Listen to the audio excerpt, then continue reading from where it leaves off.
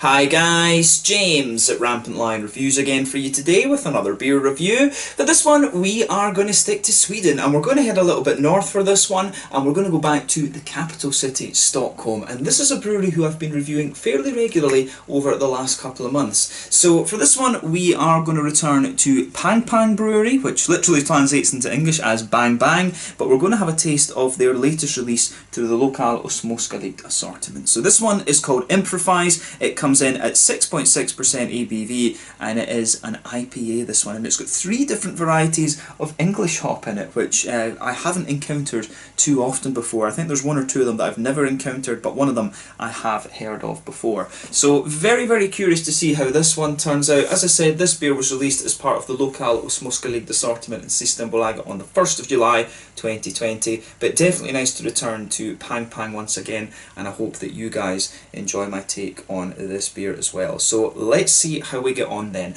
As always with my reviews, I'll tell you a little bit about the brewery before we taste the beer. If you want to get straight to the tasting, just fast forward. All the usual links are in the description below. That's the brewery website, the link to my other reviews that I've done from Pang Pang Brewery before. No doubt there will be some more added at some point in the fairly near future. There's all the usual social media down there as well. If you want to see more reviews, do please consider subscribing to the channel. The whole channel of course has a geography based tagging system, so you can go into the homepage and search for beer based on country, city, state, county, province, prefecture, whatever it is you're interested in. Do check out the playlists of beers from different countries. There is one there for all the Swedish beers that I've reviewed for you. That's constantly being added to, and as always, please do get in touch and let me know some of the other beers and breweries that you guys would like to see me review. It's always great to hear from you guys that are watching the videos, and the support that you show the channel is hugely appreciated. So anyway, on to my brewery notes then, to tell you a little bit about Pang Pang Brewery once again.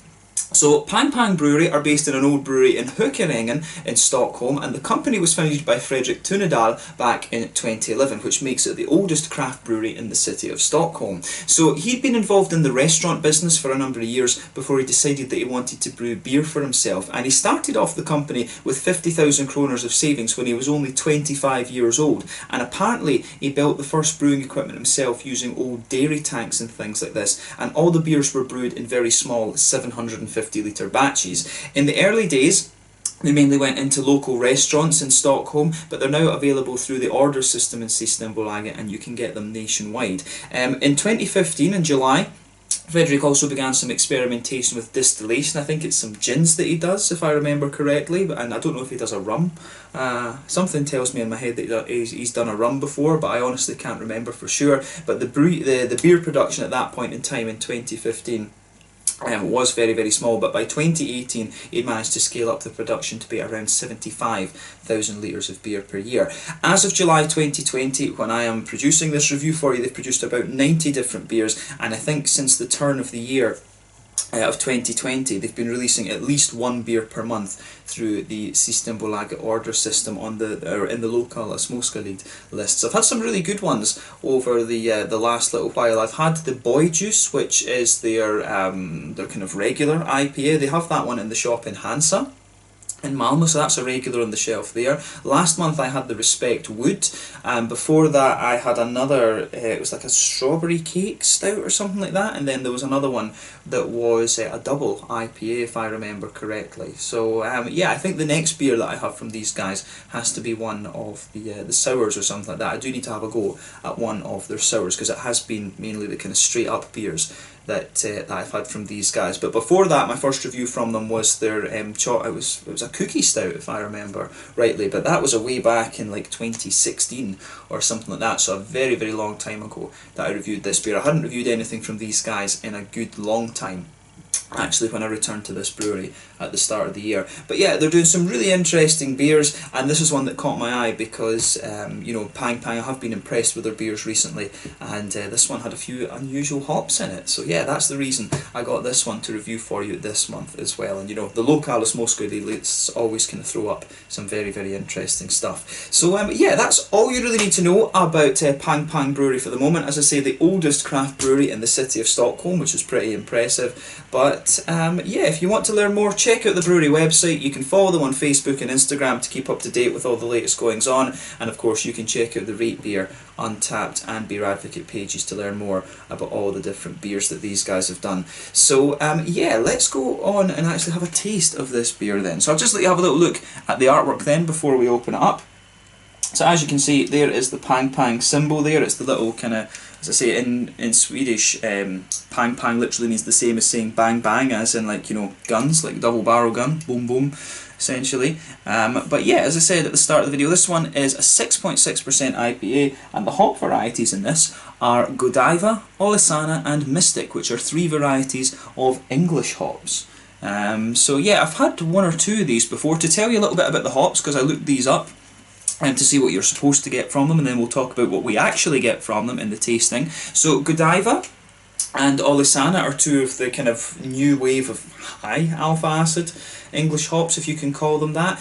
So Godiva is going to give you between 6 and 9% alpha acid, and it's supposed to give you some gooseberry and tangerine notes, whereas Olisana is supposed to give you grapefruit, passion fruit and mango, whereas Mystic is a bit lower in its alpha acid. This one's only between 4.5 and 6% apparently, and it's supposed to give you a little bit of blackcurrant and passion fruit actually, so should be very, very interesting, this one. As I say, there's been more and more English hops coming out these days, so it does seem that the English are getting on the high alpha acid hop bandwagon. I know the Germans have been on it for a little bit with the likes of the Mandarina Bavaria and the Hallertau Blanc, and there's probably more than that I'm not remembering, so yeah, definitely interesting to see what these are like. But as you can see, this one is a 440ml can, and a 6.6% IPA from Pang Pang in Stockholm. So without further ado then, let's get this guy out and we will get on with the tasting then. Very curious to see what this beer has in store for us. This one, of course, is a bit lower in alcohol compared to the other Pang Pang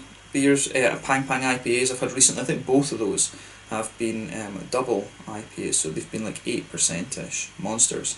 But yeah, let's see how this one turns out actually.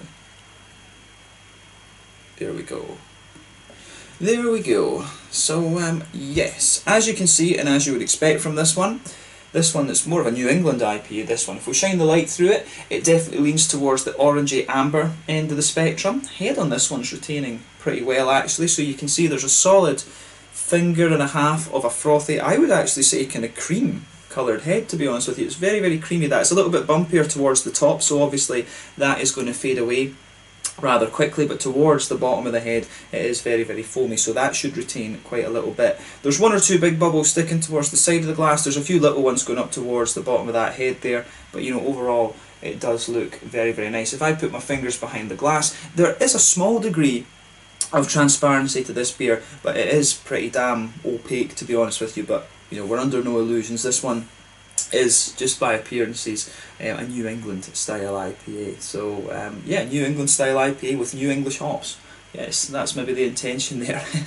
But yeah, let's have a look at that aroma then and see how we get on. So yeah.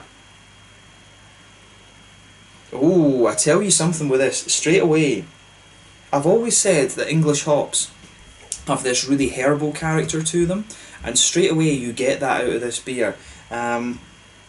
Although in fairness, I've got a feeling that some of that might be coming from the yeast as well. You're getting a lot of that kind of woody, herbally type quality that is almost the same as you sometimes get from the likes of, you know, like a Kvike yeast or a farmhouse yeast. It's really got, you sometimes get it from some of the Vermont ones as well. And this one, of course, is a slightly lower alcohol New England IPA, this one, and the trade-off you get is you go higher in the alcohol, the wheat and the oats start to take over the aroma a bit, but if you're lower in the alcohol scale, you really get more and more of the woody and kind of the woody, herbally, vegetally type notes that you get out of the yeast, and you can get a lot of that in this, and I find it quite pronounced, to be honest. So I do wonder if the English hops are sort of, you know, promoting that a little bit. But yeah, you definitely get the fruitiness out of it, I will say that about it. But yeah, first impressions of this beer, it's woody, it's very, very herbal, and there is a wee touch of that kind of vegetally thing in there as well, and I do think that's a combination of both the yeast and maybe the hops. in this one actually. So it's definitely more of a kind of farmhousey yeast that's being used in this one. It could be there's something in my mind that's telling me it's a Vermont yeast, because it is, the types of aroma you're getting out of this one, they just come across as quite familiar, and most of the beers I've had that have had this have said it's a Vermont yeast strain that you're using in this. Of course, it's the big things for the hazy IPAs, it's usually London Fog, or it's some kind of Vermont yeast, and of course the Kveik ones from Norway are gaining popularity, but they usually mark those as Kveik IPAs rather than New England's, to be honest with you. But yeah, the aroma on this one, it is either, I think it's either Vermont or it is a Kveik yeast that's in this. So yeah, lots of there's a good bit of a woody base to the beer. You've got some herbally notes both from the hops and from the yeast as well, I think, and there's some nice vegetally kind of notes out of it as well. But the more and more you smell it, you start to get a wee bit more of the oats, and you get a bit of a biscuity quality coming out of it, and there is just a little bit of a wheaty bitiness to the beer too. So yeah, we'll focus on the kind of malty, yeasty side of it for the moment, but yeah, definitely some kind of white brown bready notes there, some kind of graininess from the brown bread, a little bit of biscuity sweetness like I say, but then yeah, woody and herbal and vegetal towards the back of the nose. That's where you're getting all of these kind of notes out of it. But yeah, the middle of the beer with this one is pretty interesting. So let's focus on the hoppy side of it then. So definitely a good little bit of earthiness coming out of this one. You get some nice herbal notes. As I say, that's typical of English hops. I've always found that English hops come across as a bit more, the earthiness is a little touch darker, the herbal qualities are a bit more pronounced, and the floral notes are not quite as bright as, say, the Czech or the German hops. I've always found that the grassiness is kind of roughly about the same in my mind as the nobles and the Czechs. So yeah, you do get this beer, it strikes me as very herbal and quite earthy compared to others, but yeah, usually English IPAs are like that. Like, I don't know if we should call this one an English IPA because of the English hops. An English hopped New England IPA, I guess, is probably a good one. But yeah, the more and more I smell this, the more woody it gets on the nose as well. The woodiness almost develops a little bit of sweetness, actually. So that's a really interesting point to make about this one. I think we've covered the green side of the hops quite well, and the kind of malty, yeasty side of the beer as well. So let's have a little look at the fruity side of it then. So yeah, it's got quite a strong kind of citrusy note to it. It does have a good little bit of zestiness, to be honest. So you have got a good little bit of that zesty quality coming out of it. It comes across as almost quite lemon and limey, so it's got a good little bit of that to it. But at the same time, you've got a wee bit of how would you say, you do get a little touch of that kind of grapefruity, passion fruity note out of it. So you do get a little bit of that there, and there is a wee bit of orange, but I think to me really overall, with all these hops kind of mixing together, it really does come across as more of, it's got a bit of the pungency of a kind of lemon limey note to it, but at the same time it's got a bit more of a kind of juicy and oily or orange to it. Sorry, my camera control's being a bit strange. But yeah, you do get a little bit of that kind of, you do get a bit of the orange out of it that you're supposed to from these hops. But it really strikes me, the pungency that comes out of this one is a little bit more kind of, it's quite zesty, so it's a lemony zest, but at the same time I could see that folk might say it was a grapefruity kind of pungency that's in this one. Do we get the berries? This was the thing I really wanted to see, if you could get the berries from the Mystic. There's a wee bit of it, but I don't find it too prominent, to be honest with you. It's really, the fruitiness in this one for me, it really is quite citrusy rather than berry-like. I think that's fair to say. Quite a strong citrusy note, like I was saying, but yeah, to me it's quite lemon-limey kind of combination. Wee bit of the grapefruit, I can see why people would say that. Maybe a little bit of the passion fruit, and the berries. I really don't get so much of the berries out of this one. Maybe towards the front of the nose as it develops a little bit, but I'm sure maybe in the flavour we'll get some more of these, because yeah, some of these beers can smell Very, very different to how they taste. So yeah, to look at these hops again, so it says that the Godiva should give you the gooseberry and the tangerine. I do get some of the tangerine, not so much of the gooseberry and the aroma. The Olisana is supposed to be the grapefruit, passion fruit, mango. You do get a little bit of that kind of stronger grapefruity passion fruit note at the back of the nose, and the Mystic is supposed to give you a bit of the passion fruit and the blackcurrant as well. I'm not sure if the Mystic is supposed to be used as the bittering hop in this one. I would guess because it's the lower alpha acid one, maybe they would use it earlier in the boil, but I'm not sure. But yeah, this is the whole point of doing these beer videos, it's just to learn a little bit about these different hops. So yeah, let's have a taste of this beer then and just see how we get on. I'm very, very curious about this now. So this one is the Improvise. A hazy New England IPA, whatever you want to call it, coming in at 6.6% ABV with Godiva, Olisana and Mystic hops, all of them from England, ones that I haven't encountered too often yet. So let's have a taste of this and see how we got on. Slàinte, skål. Big shout out to Pang Pang Brewery for this, something a bit different.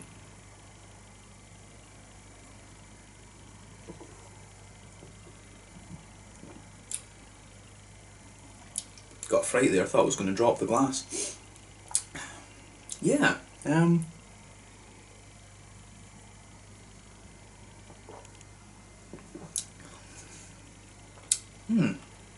This one is quite interesting. I mean, it's definitely, this one has a little bit of a kind of, it does have a wee bit of an almost, oh, there we go, stay, there we are. But yeah, it does have a little bit of a more kind of almost woody backbone to it, this beer. That's the really interesting thing about this one. This is quite different to the other IPAs that I've had from Pang Pang before, because the other ones I think they've been a little bit light in the mouthfeel, and this one still has a little bit of that kind of lightness to it, but at the same time it's very, very smooth underneath. Like you do get a bit, it's almost like it's got the pale malty base or a kind of brown bready quality to it, and then a little bit of woodiness. So that's really an interesting point I think to make about this beer. Straight away in the middle of your palate, on the front, in the middle third of your tongue, sorry, in the back third of your tongue, you're going to get that flat kind of brown bready quality there, and a little bit of grainy bitiness toward the back of the tongue. So that's an interesting, definitely an interesting point to make about this one, I have to say. Yeah, quite it's very curious, this one, I have to say. Some of that is coming from the yeast, obviously, and some of it will be coming from these hops that I've never really tried before. So yeah, let's try and focus on that a little bit more then.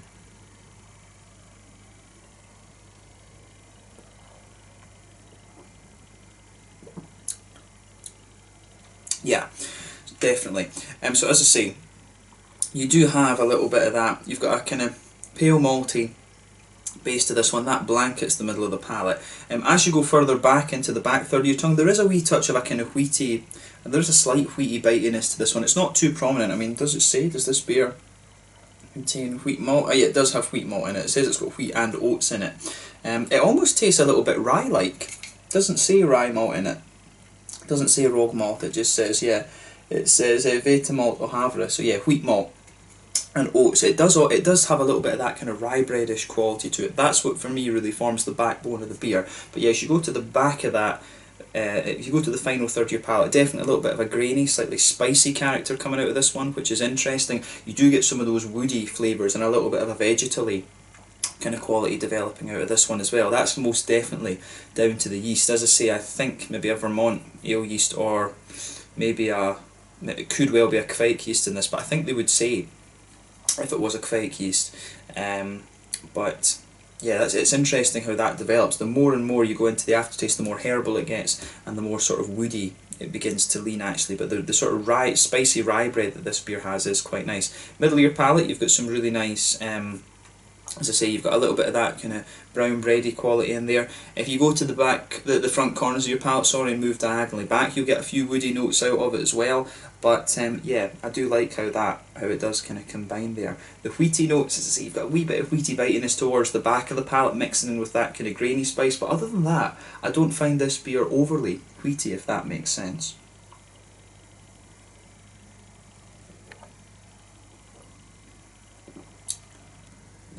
But yeah, in the middle of your palate then you can feel there's a nice little bit of a kind of biscuity a kind of slightly biscuity quality to this one. It's almost got like a little island that's like a kind of McVitie's digestive biscuity oil. It's got a little bit of that there. And then if you go to the very centre of your tongue, you might get a wee tiny hint of a straight up caramel, but the brown sugary notes in this one are very kind of minimal, to be honest, and they do start to fade away, and you get the grainy rye bready notes coming out of it, you get the woody notes as well. You do start to get these things pushing their way out of this beer, which is quite nice actually. The further you go into the aftertaste, I think it gets more rye bread like and a little bit more kind of spicy and things. So I do like how that goes together.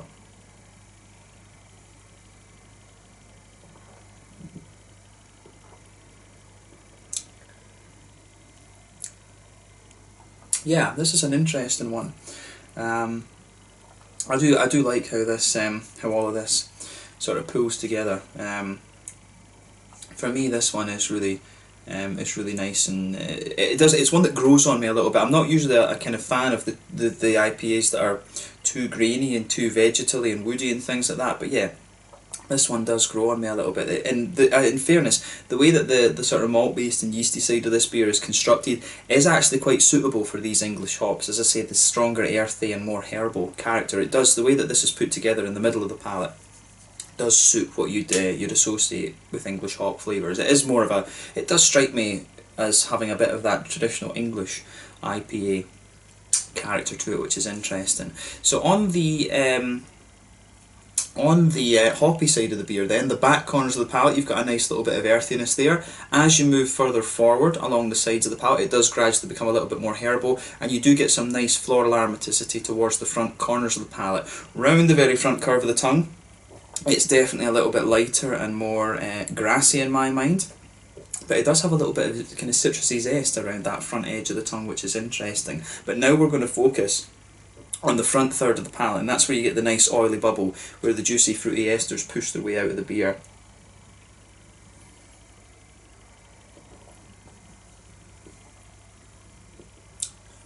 And yeah, it does actually have a fair level of juiciness to it, this one. So if you go to the back of that front third of your tongue, you will get a wee bit of the kind of grapefruity notes, but although I think you get a bit of that darker grapefruit underneath, but I do think it leans a little bit more towards the passion fruit. I honestly don't get mango out of this one. I really don't get the mango out of this that you're supposed to get. The mango is supposed to be the Olisana, but I really don't get the mango out of it, in fairness. As you move further forward, it does get a little touch orangey, but it's not like a big oily orange that you're going to get from, say, like Amarillo or Mosaic even, or you've got Pacifica, Mandarina, Bavaria. Sabro gives you a bit of orange. Waiti is the other one from New Zealand. It can give you it. Azaka from America can give you it as well. The orangey notes on this one, they come across as almost a little bit darker, and as I say, not quite as sweet or oily as you get from some of the American or the New Zealand hop varieties. So that's kind of interesting. It's quite like a sort of slightly darker orangey citrus that you get out of this, and that comes out just on the kind of front tip of your tongue. But yeah, I do get the tangerines, as I say, they were coming from the Godiva. The Olisana is the one that's going to give you the more kind of tropical fruit. You're supposed to get a little bit of gooseberry, I think, from the Godiva as well. And in fairness, I do get a little bit of that. You will notice on the kind of, just behind the very front edge of your tongue, there is a wee bit of that slightly gooseberry note comes out of this one. It's almost a bit limey at the same time. It's almost got a little bit of the kind of slight citrusy zest that you would expect of lime. It does have that to it. But yeah, so there's a sort of gooseberry limey note comes off the very front tip of your palate, which is interesting. But yeah, do I get the black currants from the Mystic?